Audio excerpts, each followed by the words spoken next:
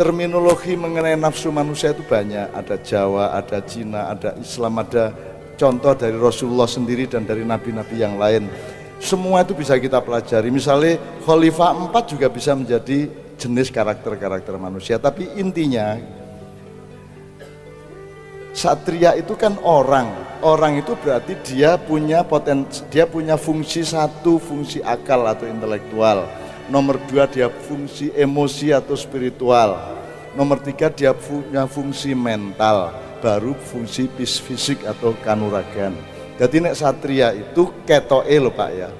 Secara akal dia 5 ya 5, orang jur 5 dadi 6, pol 5 iso wani pira? Iso tak 6 ke, iso tak 7 ke kan gitu. Nah, kalau seorang satria 6 adalah 6, rendeng ya 6, ketiga ya 6, loro ya 6, waras ya 6, duit oke 6 ya tetap 6, gak duit tetap 6, itu satria. Nek ora satria kan gitu. Nah, bahwa ada ukuran macam-macam, ada sidik, fatona, tablik, sidik, amanah, tablik, fatona, ada sedulur papat limo pancer, ada Abu Bakar orang yang kultural, ada Umar orang yang radikal, ada Utsman orang yang mencari keseimbangan, ada Ali orang yang tidak butuh medium, dan itu teori, dan itu cara kita menempuh jalan untuk sampai kepada kekesatriaan tadi. Nah, termasuk yang Bapak sebut tadi Hawa Songo tadi, itu juga satu pendekatan Jawa yang luar biasa, dan setiap orang atau bangsa boleh mencari pendekatannya, karena awal jalannya itu Allah menunjukkan sabil rono lho rek arai rek kon mlaku urip iki rono, ojo rono itu namanya sabil. Terus Allah sendiri menyediakan jalannya namanya syariat, ono jalur, ono lajur, ono marka, ono trotoar, ono bahu jalan, ono macam-macam Allah kasih ya, kita tinggal tidak melanggar itu. Tapi Allah juga memungkinkan kowe yang penting tekan kono, kowe saiki misalnya dari Trenggalek arep nang Jogja, iso lewat Wonogiri, iso lewat Madiun, boleh silakan. Yang penting kamu sampai ke sana, dan harus lewat jalannya Allah. Sekarang torikot itu bukan kelompok, torikot itu adalah setiap kowe duwe cara berjalan sendiri. Kamu punya cara untuk menempuh jalan. Ono sing nganggo sepeda, ono sing nganggo motor, ono sing nganggo bis, ono sing melaku, ono sing matek aji gandul truk sambil nyolong tebu ya, sak piturute. Itu namanya torikot. Nah, sirot itu adalah tujuan bersama-sama yang kita belum akan capai sebelum kita berjumpa dengan Allah Subhanahu wa taala. Nah, jadi Hawa Songo itu pendekatan Jawa yang sangat bagus, karena jangan lupa ya, ojo terus nek Jawa di haram-haramke. Jadi wong kowe ya nganggo misalnya waktu dibagi 7 dari Ahad sampai Sabtu. Nek wong Jawa legi, paing, pon, wage, kliwon. Bahkan di Jawa ada satuan waktu 22, ada 7, ada songo, ono 5. Jawa tuh sangat lengkap. Kalau untuk urusan ini nganggo weton, untuk urusan ini nganggo dino biasa, tapi turute Jawa sangat lengkap. Makanya sinau Jawa to kowe iki wong-wong Jawa kok gitu.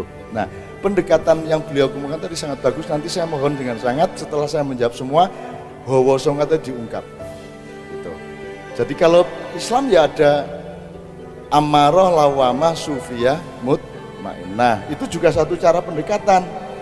Gitu. Itu dalane ben kowe iso tekan kono gitu. Ono meneh di dalam dirimu ada unsur kayu, ada unsur logam, ada unsur angin, ada unsur tanah. Nah, kenalilah itu. Nek Kanjeng Nabi dalam dirimu itu ada cairan sepertiga, ada padatan sepertiga, dan ada kosong sepertiga. Itu juga cara atau itu torikot untuk menempuh jalan. Benar ya? Jadi untuk beliau saya menjawabnya universal seperti itu. Jadi nek satrio pikirannya kudu jujur. Nek ora jujur ora satrio. Mentalnya kudu kendel. Nek kowe ingah-ingi dudu satrio kowe. Kan itu. Terus apa meneh? Spiritualnya kudu tepat. Kudu tepat spiritualnya, ya. Nek ora satrio kowe, ora iso mendito, ora iso begawan, ora iso dadi panembahan gitu.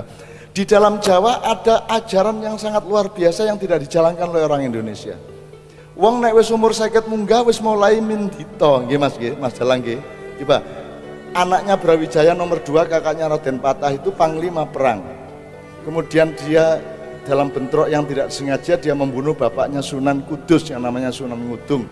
Tapi Sunan Kalijogo kemudian mengutus Sunan Kudus dengan 9 orang pasukannya datang ke Mojopahit, tidak untuk balas dendam tapi untuk membawa surat Sunan Kalijogo bahwa Sunan Kudus sudah mengikhlaskan bapaknya terbunuh oleh anaknya Brawijaya, ya. Itu satu diplomasi yang luar biasa. Kalau tidak karena suratnya Sunan Kalijogo, itu sudah akan terjadi perang besar-besaran antara Demak dengan Mojopahit, dan itu tidak terjadi. Nah, itu contoh saja kepada Anda semua bahwa orang Jawa itu punya wacana yang luar biasa, dan mestinya Indonesia sinau nang Jawa. Apa meneh Indonesia nang Jawa, kowe kudu sinau nang Sunda, nang Madura, nang Mandar, nang Bugis. Itu luar biasa. Demokrasi sebelum Indonesia ada demokrasi Mandar, demokrasi Sunda, demokrasi Jawa. Demokrasi Jawa orang meng nek kowe lan demokrasi model meng wong ditur meng angka, wong siji angka siji ngono ta. Mbok kowe pinter, kowe pekok, tetep angkane siji ya ra. Dan itu gampang dimanipulasi di kotak suara. Nah, nek wong Jawa ora. Demokrasi itu menyangkut haknya alam, haknya pohon-pohonan, haknya tawon, haknya gajah, sapi, semua haknya tanah. Tanah punya hak untuk hidup subur karena dia ciptaan Allah, kan gitu. Nah, Jawa sangat lengkap demokrasinya, makanya ada Semar.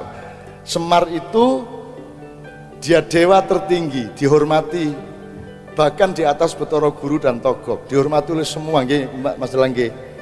Dia Panembahan Ismaya, tapi sekaligus dia adalah Semar Badranaya, Lurah Karangkedempel. Nah, kalau Anda mengerti fisika, titik Ismaya dan titik Badranaya ini kan satu, bukan dua, berarti kudu mubeng. Jadi rakyat kui adalah pendeta yang tertinggi adalah rakyat. Dan satria itu adalah orang yang mengabdi kepada rakyat, kan gitu kalau ngomong politik kepemimpinan. Maka Semar itu karya demokrasi tertinggi, terhebat sedunia. Tidak pernah ada sedahsyat fenomena Semar itu. Tapi orang Jawa sudah tidak paham, rumah saya ini Semar ki badut dagelan, kan begitu. Padahal luar biasa, dunia harus belajar kepada demokrasinya Sunan Kalijogo.